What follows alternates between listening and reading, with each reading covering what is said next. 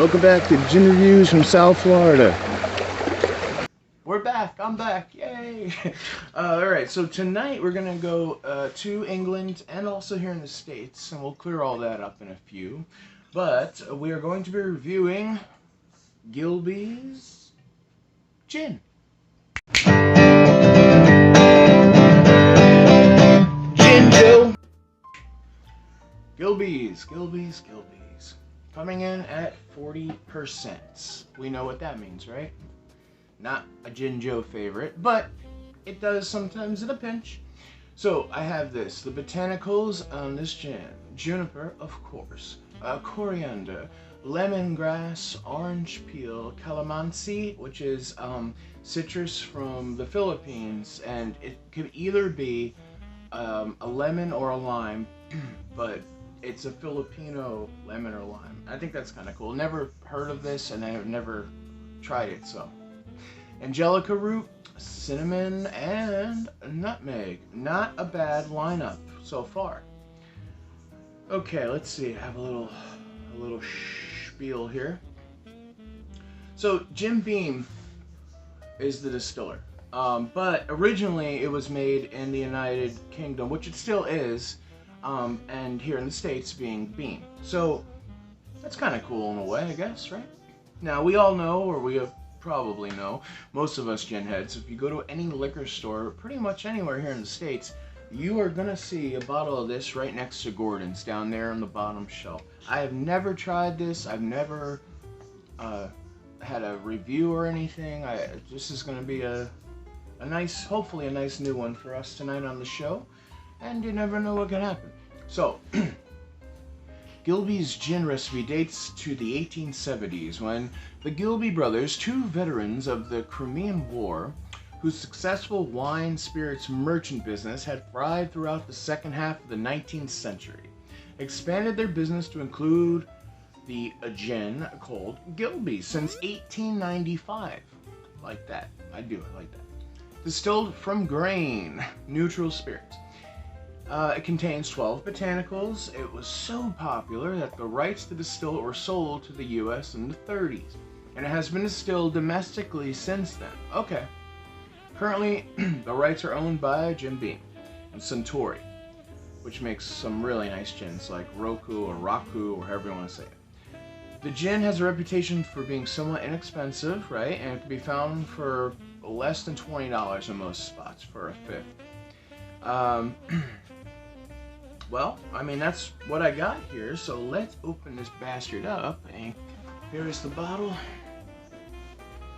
It's one of those bottles I always see in pretty much every liquor store I've ever been to, and not one time did I ever think, like, ooh, let's try that one.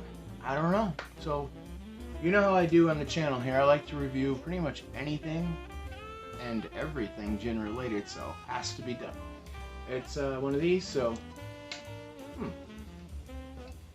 that wasn't very satisfying. I like it. I like when, if I'm going to snap off a cap like that, I want to hear it, you know? Anyway, we'll go into this guy tonight.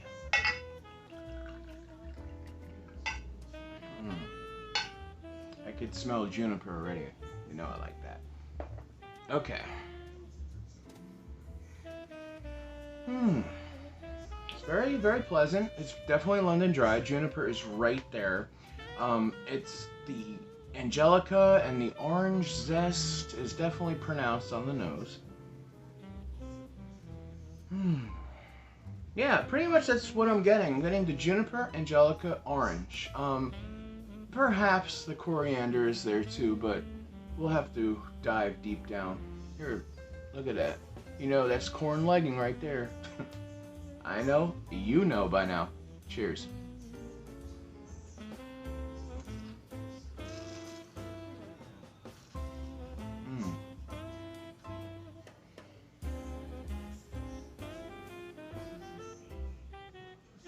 You know what? I like it. I do. I really do. It's nice. It's a London Dry. There's a little bit of a burn, but it's at 40%, so it's not anything that, you know, I'm not used to. But It's very assertive and very sharp, and the juniper is very pronounced, but it falls in line exactly how a London Dry should. You definitely have your juniper here, you have your citrus backed, and then you have a little bit of your earthy, your coriander, angelica, and the orange definitely first, but then into that coriander, angelica. And then right at the back of it is this little bit of a spice note.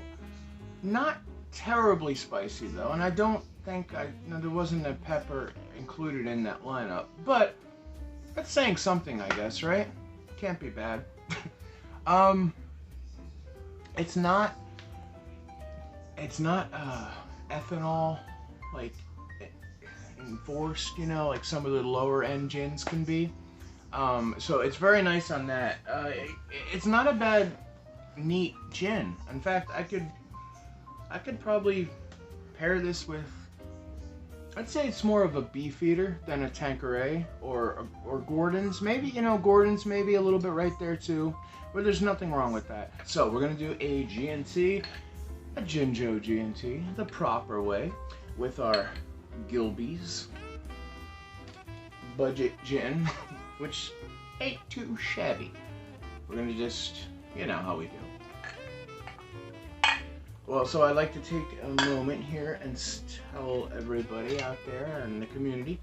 So I just got back from a little getaway to Naples, and Naples, for those who don't know, is on the west side of the state of Florida, almost completely adjacent to where I'm currently at. So it wasn't too bad. Really had a very nice little mini getaway. My sister Holly took me and my mother out there for a little like Christmas. We're just in Naples, hanging out. Christmas extravaganza. My sister Holly is just the most amazing. She's the youngest. I'm the oldest out of 5, and you know, we have that thing and having a great time. My mother in the background, she's saying the gin and tonic I just made her with the Gilbeys is delicious, so that's a good thing.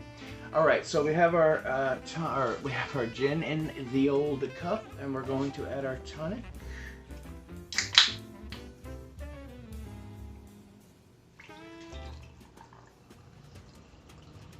Oh yeah. And I have, of course, some of my fruit that I usually do for a true GinJoe gin and tonic. We'll start with the grapefruit. Look at that nice hunka. Beautiful. And then we have over here, let's put that there. We have a nice, beautiful lemon. That is just popping with lemon goodness. Beautiful. And, wait, word out, a lime, of course. Gotta have lime, right? So, lime. And to make it a true GinJoe, a gin and tonic, I love saying that, as you all know, we're gonna do some orange bitters. I'm gonna put a little Reggae Angostura. I wish I could really just hand you one of these right now, you know? Just right through the screen like that. One day, not now, but one day. Cheers and salute. Salute, salute.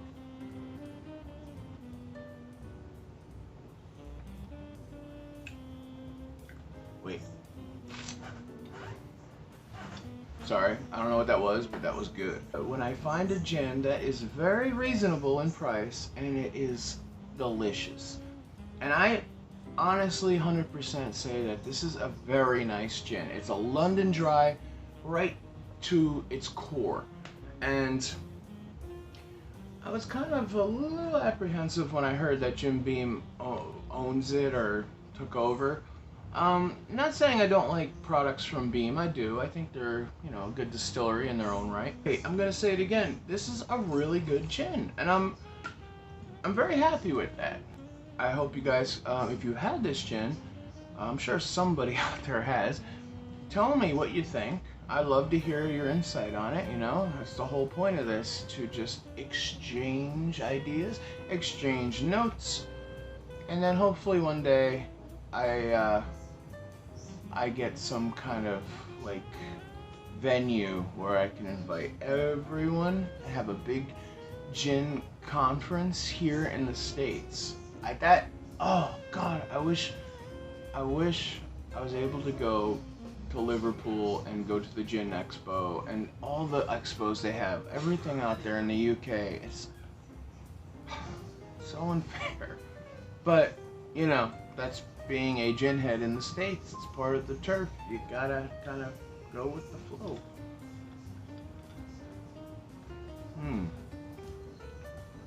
Well, I'm back. We're back. And we'll keep popping out these reviews, you know. As you probably are well aware, at the moment, I've stopped the daily gin review. At the moment, there's a lot of, you know, personal stuff, of course, but with the holidays and everything, I'm giving more attention to things that I need to at the moment.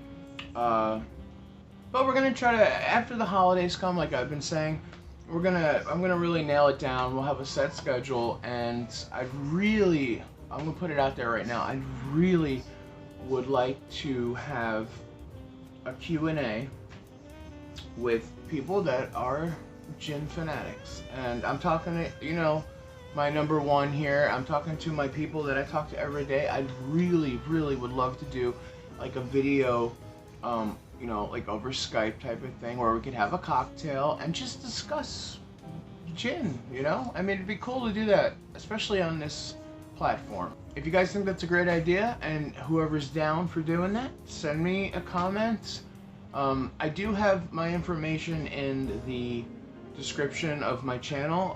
Has my email address, where I'm on Facebook. So if you ever need, you know, to get a hold of me, if you want to say something a little outside of the whole YouTube forum, I mean, I don't personally care, but if you do, drop me an email through there. For those that don't want to look that up, my email address is, and I'll always respond just like I do here. So from me to you to me, and to everyone else here in the States, in the middle, from sea to shining sea, thank you for coming back. Really, thank you. And I hope you guys are enjoying a beautiful gin whatever at the moment while you're watching. Salute, cheers. I'll give you one of these. Goodbye, you bastards. Ciao. I mean, come on. Gotta take a picture of it. Freaking crazy.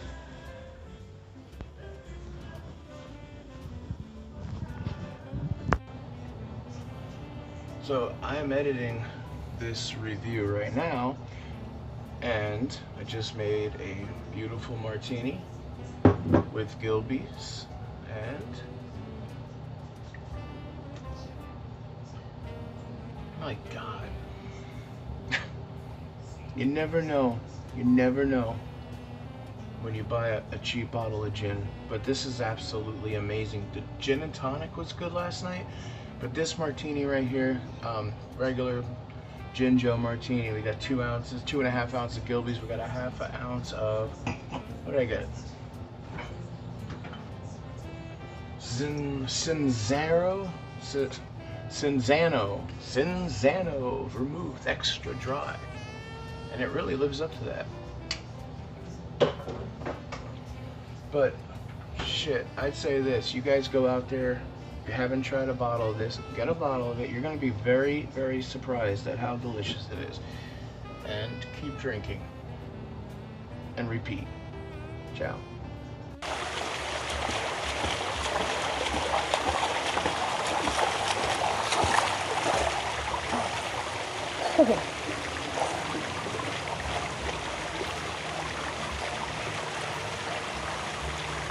Welcome back to Gin Reviews from South Florida.